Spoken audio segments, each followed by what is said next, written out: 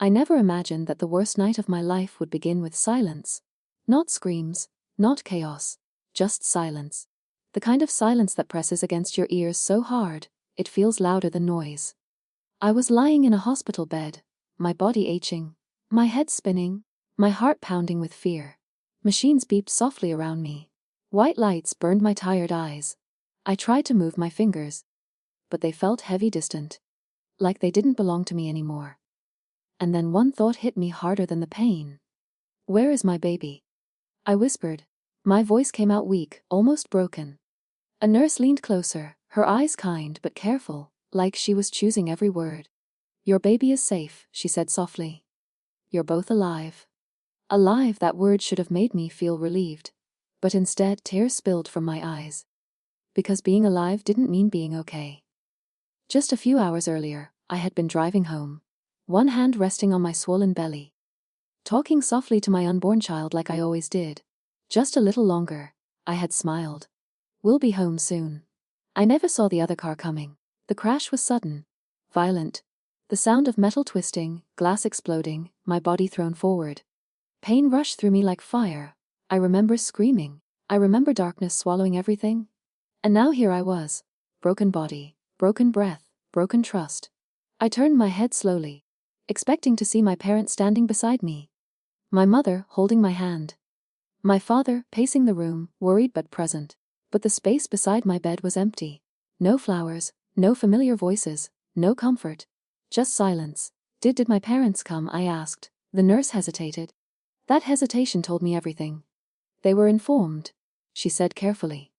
They know about the accident and about the baby. I swallowed hard. So where are they? The nurse looked away. That was the moment my heart cracked. Growing up, I always believed that love from parents was unconditional. I was wrong. My parents were strict, proud, obsessed with image and control. They believed children were investments, reflections of their success in society. And I had already disappointed them once. When I married for love instead of status. When I refused the man they chose. When I walked away from their perfect plans. They didn't attend my wedding. They barely spoke to me after. But when I found out I was pregnant, something in me hoped. Maybe a grandchild would soften their hearts. Maybe this tiny life would rebuild what was broken. I told them about the baby. Their reaction was cold. You made your choices, my mother said. Don't expect us to clean up the results. My father added. Still, deep down, I believed that when the baby arrived things would change. I was wrong again. A doctor entered the room. He checked my vitals, spoke calmly, professionally. Then he paused. There's something else you should know, he said. My stomach tightened. Your baby was born early due to the impact. We had to perform an emergency delivery. My breath caught. Is my baby okay? Yes, he nodded. Your child is stable. In the NCU. Relief washed over me, brief, fragile. But, he continued gently, we contacted your listed emergency contacts. Your parents declined to take responsibility for the baby. Declined. That word hit harder than the crash. What do you mean declined? I whispered. They said they were not willing to receive the child, he said. They asked us to contact someone else. I stared at him, unable to breathe. My own parents refused my newborn. While I was unconscious. While I was fighting to survive. While their grandchild lay in a hospital incubator. Tears streamed down my face, unstoppable. Not from pain, from betrayal. The nurse placed a phone in my shaking hand. Is there anyone else we can call? She asked softly. One name echoed in my mind. Grandpa. The man my parents barely spoke to anymore. Because he never approved of their cold hearts. The man who taught me kindness when no one else did. The man who told me, character matters more than reputation. I dialed his number with trembling fingers. He answered on the second ring. Hello, his voice was calm, steady. I broke. Grandpa, I sobbed, they won't take my baby. There was a confusion. Not hesitation. Just controlled anger. I'm coming, he said, and don't worry, child. This story isn't over. I didn't know it then. But those words were the beginning of everything. The beginning of justice. The beginning of truth. The beginning of a lesson my parents would never forget. And what Grandpa would tell them would change everything. When Grandpa arrived at the hospital, the room felt different. Not louder, not calmer. Just stronger. He walked in slowly, leaning on his cane, his shoulders slightly bent by age, but his eyes were sharp, clear. The kind of eyes that had seen betrayal before and never forgotten it. The moment he saw me, pale and broken on that bed, something hardened in his face. "My child," he said softly, taking my hand. His grip was warm. "Real? You survived?" I nodded, tears sliding down my temples. They didn't want the baby," I whispered. Grandpa didn't ask who. He already knew. His jaw tightened, but his voice stayed calm, too calm. "Where is my great-grandchild?" he asked. "In the NICU," the nurse replied. "Take me there." The NICU was quiet. Machines hummed softly. Tiny lives fought silent battles behind glass walls. And there, in the corner, was my baby. So small, so fragile, wrapped in wires and hope. Grandpa stood there for a long moment, just staring. His eyes glistened. "This child was rejected before even being held," he said quietly. "But mark my words, rejection builds stronger souls than comfort ever will." He turned to the nurse. "I will sign whatever is needed," he said firmly. "This child is not unwanted." The nurse nodded, relief visible on her face. That was when I realized something painful. A stranger would have shown more love than my own parents had. Later that day, I learned the truth. While I lay unconscious. While doctors fought to save my baby. While Grandpa rushed across the city. My parents were sitting comfortably in their living room. Drinking tea. Discussing neighbors, talking about embarrassment. This is what happens when she refuses to listen. My mother had said. "She's always been stubborn." My father replied, "And now look," she scoffed. "A child born out of chaos. What will people say?" Not once did they ask if I was alive. Not once did they ask to see the baby. They were more afraid of gossip than of losing their daughter. That truth burned deeper than any wound. That evening, my father's phone rang. He almost didn't answer. Almost. "Hello," he said, annoyed. Grandpa's voice came through the line. Calm, steady, dangerous. "I'm at the hospital," Grandpa said. There was silence. "With your daughter," he added. More silence. "And with your grandchild." My mother snatched the phone. "What is this about?" she demanded. "We already told the hospital we are not involved." Grandpa chuckled softly. "I know," he said. "That's exactly why I'm calling." Something in his tone made my mother uneasy. "You should come," Grandpa continued. "Or don't. Either way, things are about to change." "What do you mean?" my father snapped. Grandpa paused. "The world is about to know what kind of parents you are." The line went dead. For the first time in years, my parents felt something unfamiliar. Fear, not fear of scandal, not fear of society, fear of losing control. "What is he planning?" my mother whispered. Grandpa was not a man who spoke without reason. He had built businesses from nothing. He had raised children during hardship. He had survived betrayal, including from his own son. And when Grandpa said things will change, they always did. Back in the hospital, Grandpa sat beside my bed again. "They think silence will protect them," he said quietly. "They think ignoring responsibility makes it disappear." I looked at him, exhausted. "I just want my baby safe. And you shall have that," he nodded. "But they will have something too." "What?" I asked. "The truth," he replied. "And consequences." I had never heard Grandpa speak like that before. Not angry, not loud. Certain. "For too long," he continued, "they have lived comfortably while hurting others. Tonight, like comfort begins to crack." I didn't know what he meant. But deep down, a small spark lit inside me. Not hatred, not revenge. Justice. Later that night, when the room was dark and Grandpa had stepped out, a nurse wheeled me closer to the NICU window. I looked at my baby, so tiny, so innocent. "I promise you," I whispered through tears, "no one will ever make you feel unwanted again." At that moment, I stopped waiting for my parents to change. I stopped hoping. And unknowingly, that was the moment the balance shifted. Because when hope dies, clarity is born. And clarity is dangerous. The betrayal is set. The power is shifting. Grandpa's plan is quietly forming.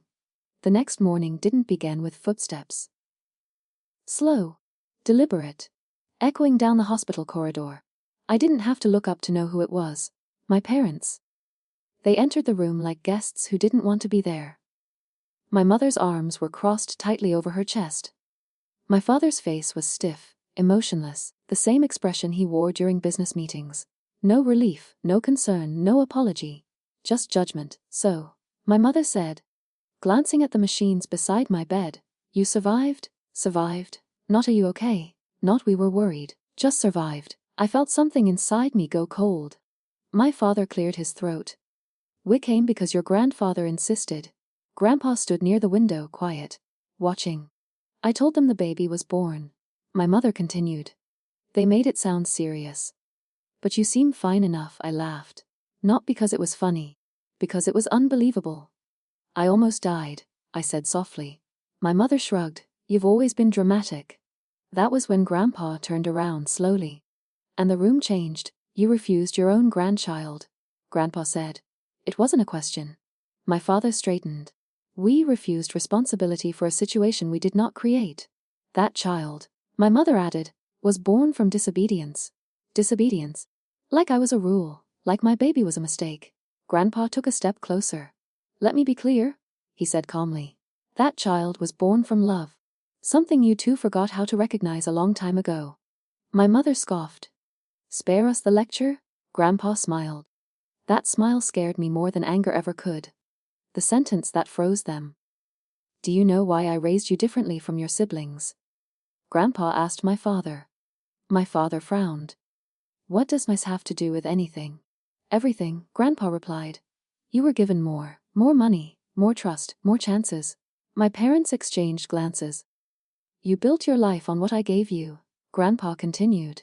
"And now you stand here pretending to be superior." He paused. Then he said the sentence that would echo for years.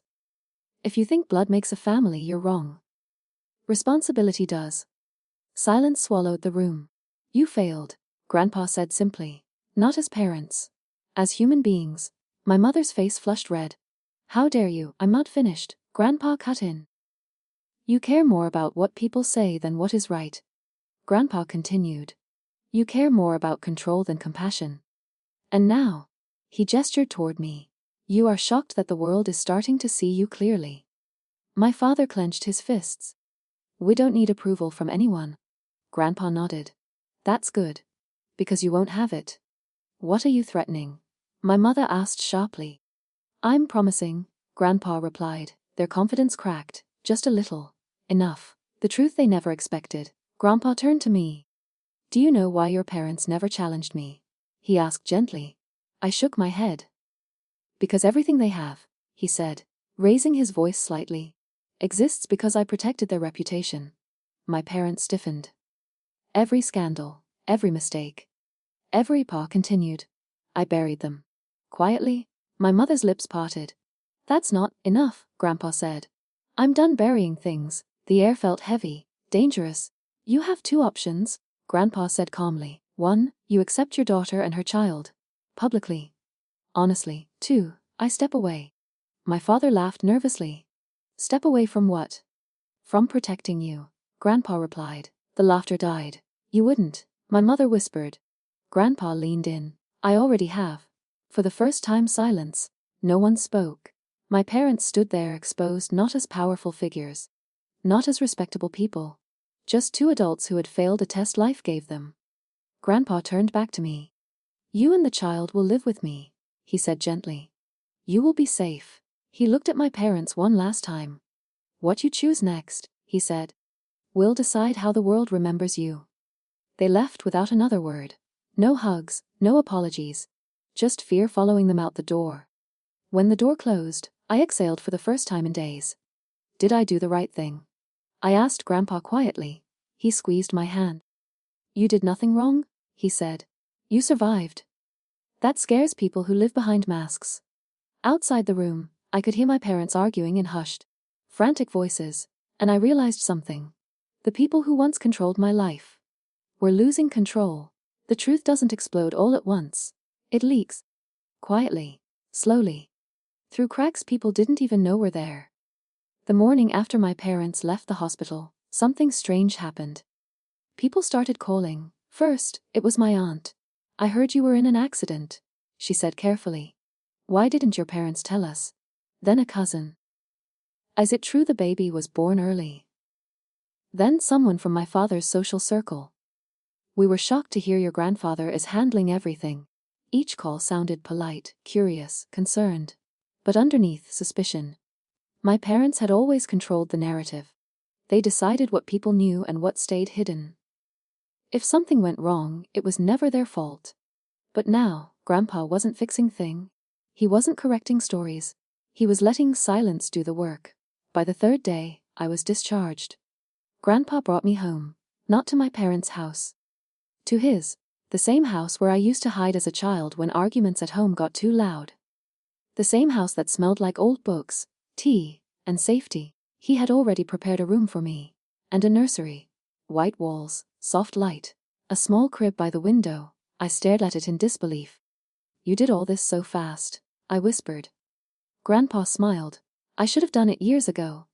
That sentence hurt more than he knew. Grandpa didn't shout. He didn't threaten publicly. He didn't post anything. He did something far more powerful. He stepped back. No calls to smooth things over, no favors. No protection. For the first time in decades, my parents stood alone. My father's business partner called him that evening. I heard some troubling things, the man said cautiously. What things? My father snapped. That your daughter was hospitalized, the man replied. And that you refused involvement. My father laughed it off. Family matters are private. The man paused. So is character. The call ended quickly. Too quickly. That night, my mother couldn't sleep. People were talking. She whispered to my father. They always talk, he replied, annoyed. But this time it was different. Because no one was defending them. In their social world, silence meant guilt. The usual stories never came. The usual excuses weren't delivered. Grandpa's voice, the one people trusted, was absent. And when a trusted voice goes quiet, people start listening to the noise. 3 days later, my parents came to Grandpa's house. They didn't knock loudly this time. They waited. My mother looked tired. Her hair wasn't perfectly styled. Her confidence had softened. My father avoided my eyes. We just want to see the baby. My mother said. Grandpa didn't move. You didn't want to see the baby when it mattered, he replied. My mother swallowed. We made a mistake. The word mistake hung in the air. Small, weak, insufficient. I'll allow it, Grandpa said finally. But understand this. This is not forgiveness. This is observation. They nodded quickly. Desperate people always agree too fast. When my mother saw the baby, her face shifted. Not love. Shock. How small, she whispered. My father stood stiffly, hands in his pockets. Neither reached out, neither asked to hold the baby. That told me everything. As they stood there, my mother's phone buzzed. She glanced at the screen and froze. What is it? My father asked. She turned the phone toward him. A message from a family group chat. Is it true you refused your own grandchild? People are asking. Why didn't you tell us? My father's face drained of color. This was no longer a private matter. Watching them stand there, uncomfortable, exposed, something inside me changed. I didn't feel joy. I didn't feel revenge. I felt clarity. These were not people who lacked opportunity, they lacked heart. And for the first time, I understood. I didn't need their approval to move forward. As they prepared to leave, Grandpa spoke again. You still have a chance, he said calmly. But chances shrink when pride grows. My parents nodded silently. Outside, I watched them walk away. They looked smaller than I remembered. That night, as I fed my baby, I realized something important. I had survived the crash. I had survived rejection. And now I was watching the consequences unfold. Not because I asked for revenge, but because truth demands balance. And balance was finally returning. Grandpa never believed in revenge. He believed in structure. Anger fades, he once told me. But systems remember. I didn't understand what he meant back then. I understood now. 1 week after my parents' visit, Grandpa received a call. My father wanted to meet. Alone. My father insisted. Grandpa agreed. They met in Grandpa's study, a quiet room lined with old books, framed certificates, and memories built over decades. No raised voices were heard, no arguments, just long pauses. When my father left, his face was pale. That same week, Grandpa began making changes, legal changes, financial changes, permanent changes. He didn't announce them, He didn't warn anyone. He simply corrected an imbalance that had existed for far too long. My parents had always lived with certainty. Certainty that Grandpa would handle things. Certainty that support would never disappear. Certainty that family name meant protection. They were wrong. Grandpa reviewed his will. And he revised it. He didn't cut them off in anger. He adjusted responsibility. Assets that were meant to pass quietly now had conditions. Trust funds now required values, not just blood. Family businesses were restructured. My father's authority was reduced. Control shifted. Not violently. Legally. My mother found out first. Her lawyer called her. There have been amendments, he said carefully. Amendments to what? She snapped. To your father. In-law's estate planning. Her hands trembled. You should come in. When my father arrived at the office later, the truth hit him like ice water. Nothing was stolen. Nothing was taken. But everything was no longer guaranteed. They didn't scream. They didn't confront Grandpa immediately. They tried something else first. Damage control. That evening my phone rang. My mother. I almost didn't answer. Almost. Sweetheart, she said softly. How are you feeling? I'm healing, I replied. That's good, she said quickly. We've been so worried. A lie wrapped in concern. We want to help, she continued. You and the baby deserve support. I waited. Sure enough. Perhaps we can talk about moving back, she suggested. Family should be together. Family. The word felt strange coming from her mouth. I'm fine where I am, I replied. Her voice tightened. You don't understand, she said. This situation is complicated. I almost laughed. When I told Grandpa about the call, he nodded. He said, they're not changing, he said. They're reacting. What's the difference? I asked. Reaction ends when pressure is gone, he replied. Change stays. 2 days later, my father came himself. He brought gifts, expensive ones. He placed them carefully on the table like offerings. We want to set things right, he said. But doing what? Grandpa asked. My father hesitated. Being involved, he said. Grandpa folded his hands. Involved how? He asked. My father looked at the baby, then at me, then back at Grandpa. Publicly. He admitted it was. Not Lummage. Grandpa stood. You refuse them privately, he said. So you don't get to reclaim them publicly. My father stiffened. You're destroying the family. Grandpa shook his head. No, he said calmly. I'm revealing it. That night Grandpa signed the final documents. He didn't smile, he didn't celebrate. He simply finished what life had started. Some lessons, he said quietly, are written in ink, not words. I expected to feel something dramatic. Anger. Satisfaction. Victory. Instead, I felt peace. For the first time, I wasn't waiting for them to become different people. I had already moved forward. My parents thought the worst had passed. They believed this was the end. They were wrong. Because Grandpa wasn't finished speaking. And the words he was about to share would reach much farther than any legal document. Grandpa believed silence was powerful. But he also knew when silence had done its job. The moment came on a Sunday afternoon. Family gathering, extended relatives, old friends. People who had known our family for decades. No drama was announced, no confrontation planned. Just a conversation. Grandpa decided not to stop anymore. The living room was full of laughter that didn't quite reach the eyes. My parents were there too. Dressed perfectly, smiling carefully, playing their roles. My mother held a cup of tea like nothing in the world was wrong. My father discussed business casually, nodding at the right moments. To anyone watching, they looked respectable. Normal. But I noticed something new. People were watching them differently. Listening harder, smiling less. It came from an aunt. Not loud, not aggressive. Just curious. So, she said lightly, how is the baby doing? The room quieted. My mother's smile froze for half a second. She's fine, she replied. Still very small. Someone else leaned forward. It must have been terrifying, a cousin added. The accident, I mean. You must have rushed to the hospital. My father cleared his throat. Well, things were complicated, he said. Doctors had everything under control. Complicated. That word again. Grandpa set his cup down. They didn't go. Grandpa said calmly. Every sound in the room stopped. My parents turned toward him sharply. They were informed, Grandpa continued, his voice steady. They chose not to be involved. My mother laughed nervously. Father, that's not. It is exactly that, Grandpa replied. Silence fell heavy, not awkward, serious. My granddaughter almost died, Grandpa said. My great-grandchild fought for life. And their parents refused responsibility. No embellishment. No emotion. Just facts. Facts are harder to fight than accusations, someone whispered, refused. Another asked. My parents spoke at the same time. It wasn't like that. You don't understand. Grandpa raised a hand. They were asked, he said. They declined. That was all. No insults. No judgment. Just clarity. People didn't shout. They didn't argue. They did something worse. They reconsidered. Looks were exchanged, eyebrows raised. Opinions quietly shifted.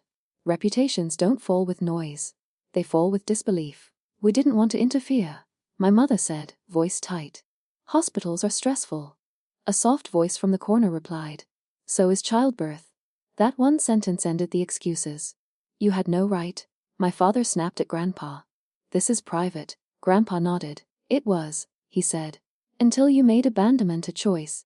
The word hung there, abandonment. No one defended them. I expected to feel exposed. Instead, I felt seen. Felt seen. I didn't have to explain myself. I didn't have to justify pain. The truth spoke on its own. People left earlier than planned. Goodbyes were polite but distant. Phone calls my parents expected didn't come. Invitations slowed. Respect quietly slipped away, in the car. My mother stared out the window. They'll forget, she said quietly. People always do. My father didn't respond, he knew better. Because power doesn't disappear loudly. It leaks. And once it leaks, it never fully returns. That night, Grandpa sat with me on the porch. You didn't humiliate them, I said softly. No, he replied. They revealed themselves. I watched the sky darken. What happens now? I asked. Grandpa looked at the house. At this point, he said, they decide who they become after consequences. For the first time, the story wasn't about revenge. It was about release. I no longer carried their choices on my back. They belonged to them now. Regret doesn't arrive loudly. It comes late. It comes quietly. And it comes when apologies no longer have power. My parents learned that the hard way.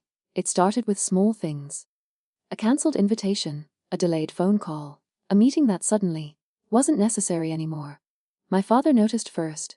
People who once returned his calls immediately now took hours. Then days. Then not at all. At dinner one night, he put his fork down. They don't look at me the same anymore, he said. My mother said nothing. She already knew. A week later, my mother came to Grandpa's house alone. No makeup, no confidence, just urgency. I need to speak to her, she said, pointing toward my room. Grandpa didn't move. Why? He asked. My mother's voice cracked. Because I'm losing everything.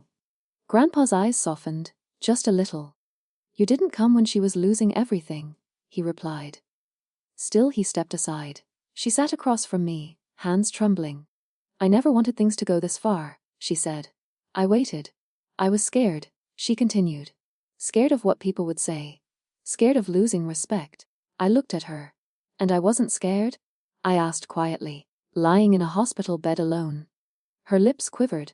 I didn't think. That's the problem, I interrupted gently. You never did? I'm sorry, she whispered. 2 words, late, heavy, empty. I don't need your apology, I said calmly. I needed you when I couldn't speak for myself. She reached for my hand. I didn't pull away. But I didn't hold on either. 2 days later, my father came too. This time he didn't bring gifts. He brought anger. This has gone far enough, he snapped. You've made your point. I laughed softly. I didn't make anything, I replied. I survived. He slammed his hand on the table. You're destroying the family? Grandpa stood. No, he said firmly. She exposed it. My father turned to me. If you come back, he said tightly, we can fix this. Fix, that word again. Fix appearances, fix control their comfort. I stood up slowly. I don't need fixing. I said, I needed love. Silence. Then I said the sentence that ended it.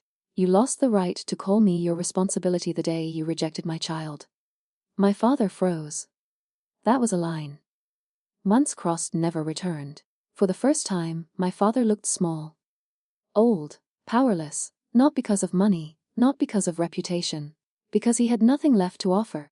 No authority, no leverage, no love. He left without another word. That night I held my baby and felt something close to peace. Not happiness. Not triumph. Closure. I had stopped waiting for them to change. And in doing so, I had finally changed myself. You did the hardest thing. Grandpa said later. You stopped hoping for a version of them that never existed. I nodded. And now, I asked. He smiled softly. Now, he said, you live. They learned that a love can't be negotiated. A parenthood is a responsibility, not a title. And pride costs more than honesty ever will. But lessons learned too late still hurt. The house was quiet. The house was quiet. And for the first time, so was my heart. Some words don't shout. They settle. They wait. And then they change the shape of everything that comes after. Grandpa saved those for last. Months passed. Not weeks. Not days. Months. Life didn't explode. It didn't collapse. It simply rearranged. My baby grew stronger. So did I. The nights were long, but peaceful. The fear that once lived in my chest slowly faded. In its place grew something steadier. Confidence. I wasn't surviving anymore. I was building. My parents didn't disappear. They attended fewer gatherings. Their opinions carried less weight. Their names didn't open doors the way they once did. No one confronted them. No one attacked. People simply remembered. That kind of memory doesn't fade. One evening, Grandpa asked me to join him in the living room. They're coming, he said calmly. I knew who they were. My parents arrived together this time. No anger. No arguments. Just exhaustion. They sat across from Grandpa like children waiting for judgment. Grandpa didn't accuse. He didn't raise his voice. He spoke slowly, like someone carving truth into stone. You spent your lives protecting how you looked, he said, and lost sight of who you were. My mother lowered her eyes. You thought authority made you parents. Grandpa continued, but responsibility does. My father swallowed hard. Grandpa leaned forward slightly. You didn't lose your daughter because of this accident, he said. You lost her because when she needed you most you chose comfort over character. They flinched. But understand this, Grandpa added. She didn't take anything from you. He paused. You gave it away. Silence filled the room. Not painful. I won't force reconciliation, Grandpa said, and I won't reward regret that arrived late. He stood. If you want to be better people, he said, do it without expecting applause. That was it. No dramatic ending. Just a mirror held up and left there. I didn't cry. I didn't feel relief. I felt acceptance. Some relationships don't end in explosions. They end in understanding. Today my child laughs easily. She has never known rejection. She knows warmth. She knows safety. She knows love that doesn't depend on behavior or image. And that matters more than any inheritance ever could. Grandpa didn't give me revenge. He gave me freedom. Freedom from chasing approval. Freedom from waiting for apologies. Freedom from confusing blood with loyalty. Family is not defined by who shares your name. It's defined by who shows up when you're at your weakest. And sometimes, the most powerful revenge isn't destruction. It's living well without them. They refused my newborn when I couldn't fight for myself. But in doing so, they taught me exactly who deserved to stay in my life.